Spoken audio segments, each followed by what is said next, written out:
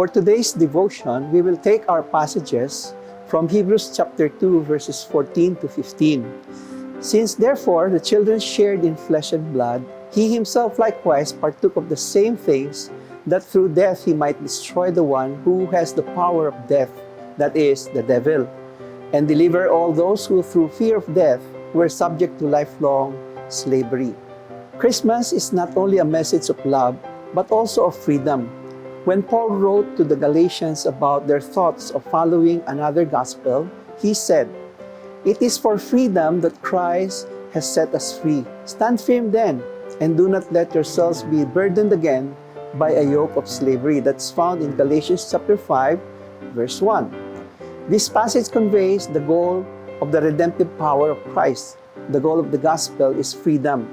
Christ freed us in order that we might be free from the bondage of, most especially from fear. Bondage is the opposite of freedom, and thus, since the law produces bondage, living under it is inconsistent with the gospel.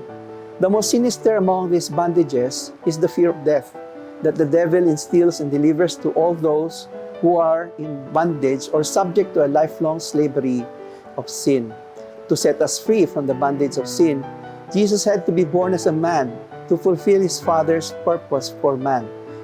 We could read in Romans chapter 5, 15 to 19, "For if many died through one man's trespass, much more have the grace of God of that one man, Jesus Christ, abounded for many. And the free gift is not like the result of that one man's sin, for the judgment following one trespass brought condemnation, but the free gift following many trespasses brought justification. If because of one man's trespass, death reigned through that one man, much more will those who receive the abundance of grace and the free gift of righteousness reign in life through one man, Jesus Christ." Verse 18, "Therefore, as one trespass led to condemnation for all men, so one act of righteousness leads to justification and life for all men. For as by the one man's disobedience the many were made sinners, so by the one man's obedience the many will be made righteous." According to our passage in Hebrews, the enemy Satan has enslaved us in a bondage, the bondage of the fear of death.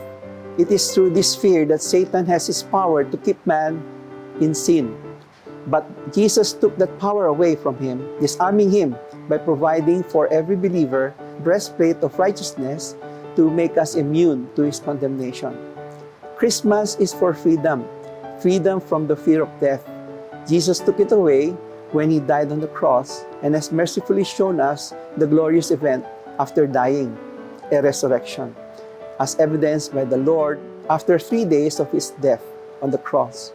Isn't it amazing that the symbol of Christianity, our freedom, are two humble symbols during the time of Jesus, the manger and the cross? It reminds me that anything in my situation, my incapability, my limitations, and humble position should not hinder the message of Christmas. I am free from fear. Praise the Lord.